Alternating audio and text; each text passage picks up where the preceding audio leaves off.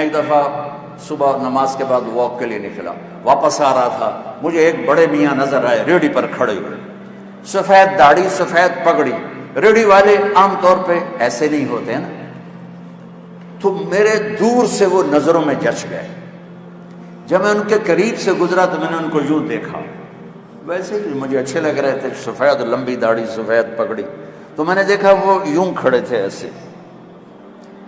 یہاں ایک ہاتھ رکھا ہوا تھا اور ایک ہاتھ انہوں نے وہ پیٹی پہ رکھا تھا ایسے، اور روئے جا رہے، ایسے آنسو گر رہے تھے جیسے برسات کی برکھا ہوتی ہے ایسے۔ میں ذرا پریشان ہو گیا کہ یہ بابا جی سفید نورانی کیوں رو رہے ہیں؟ میں کھڑا ہو گیا، میں نے کہا بابا جی خیریت ہے، آپ کیوں رو رہے ہیں؟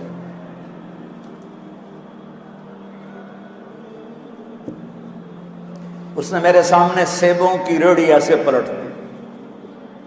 سارے سیب ریڑھی پر بکھر گئے، اوپر کی لیئر سیب ٹھیک تھے، نیچے سارے ادھ گلے تھے۔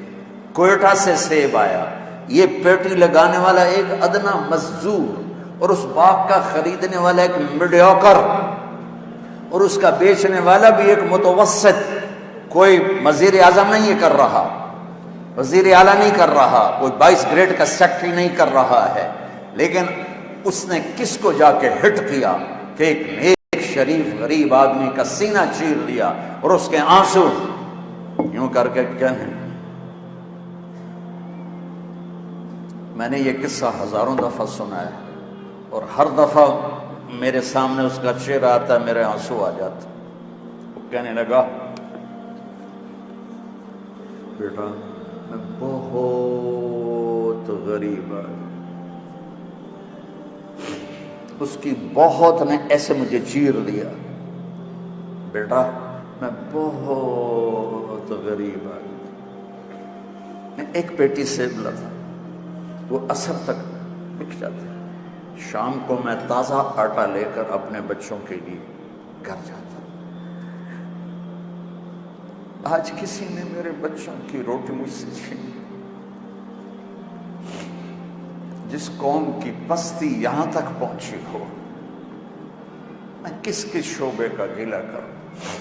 میری تو مسجد کا سب ایک جیسے نہیں ہوتے، کوئی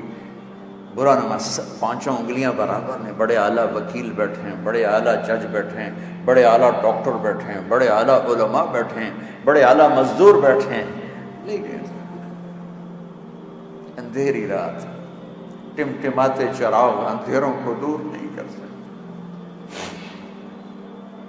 چراغ کی لو سے کمرے کا اندھیرا دور نہیں ہوتا ہے۔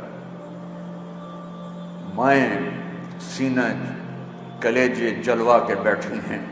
باپ اپنی اولاد سے عزتیں گنوا کے بیٹھے ہیں، بازار کے تاجر جھوٹ کو تجارت بنا کے بیٹھے ہیں، دھوکے کو فراڈ کو ملا